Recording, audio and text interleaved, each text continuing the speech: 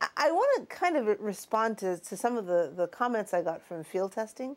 There were a number of comments that asked me about why I was being so harsh on the Roman Empire. Now, the reality is the Roman Empire was pretty harsh. If you look at the history of the Roman Empire as told by people from that period, they're not always very positive about the Roman Empire. The way we've been taught history is that the Romans developed all of these great things and great innovations, and all of that is true. I take none of that away. The Romans did create fantastic roads. They created these amazing system of viaducts and aqueducts. They did actually stop piracy in the Mediterranean, which allowed for more trade, which they called the Pax Romana. But even the historians of their day pointed out that Rome did this at the point of a sword.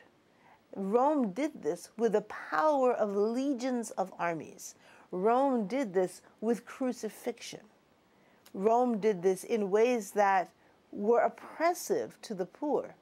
And if you remember your study of Revelation to John from last year, in Revelation 18, the whore of Babylon is charged, and the whore of Babylon, you'll remember, is Rome, is charged with taking all of these riches from all of the world to the city of Rome, away from the people who need it and who want it.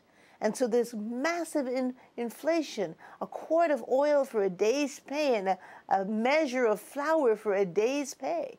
This is the sort of thing that Rome also did.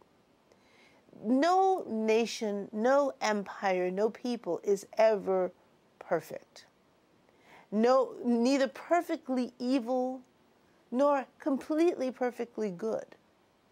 Rome did some amazing things. But if you were in Jesus' day, if you were in Jesus' time, and if you were living where Jesus and his disciples were living, Rome was not good news. Rome was bad news.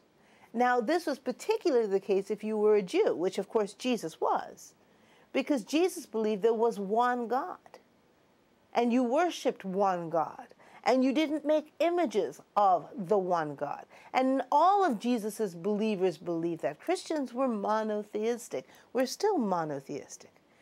When you were forced to go to the market and buy meat that had been sacrificed to Zeus or to Aphrodite or to Apollo, when you were forced to show your loyalty to your king by giving sacrifice to a statue of the emperor, those things would have been anathema. They would have been problematic for Jesus's folk. Those things would have been problematic for a lot of the people in the New Testament. So the fact is, a lot of the New Testament pushes back against Rome and says, we love your roads, and we love being able to sail in the Mediterranean, but some of the things you're doing are not good. That is just part of the prophetic tradition. Just as Isaiah spoke out against the injustices of his day, and Amos and Micah spoke out against the injustices of their day, so also Jesus spoke out against the injustices of his day, and the gospel writers against the injustices of their day. Most of those injustices came from the presence and the power of the Roman Empire.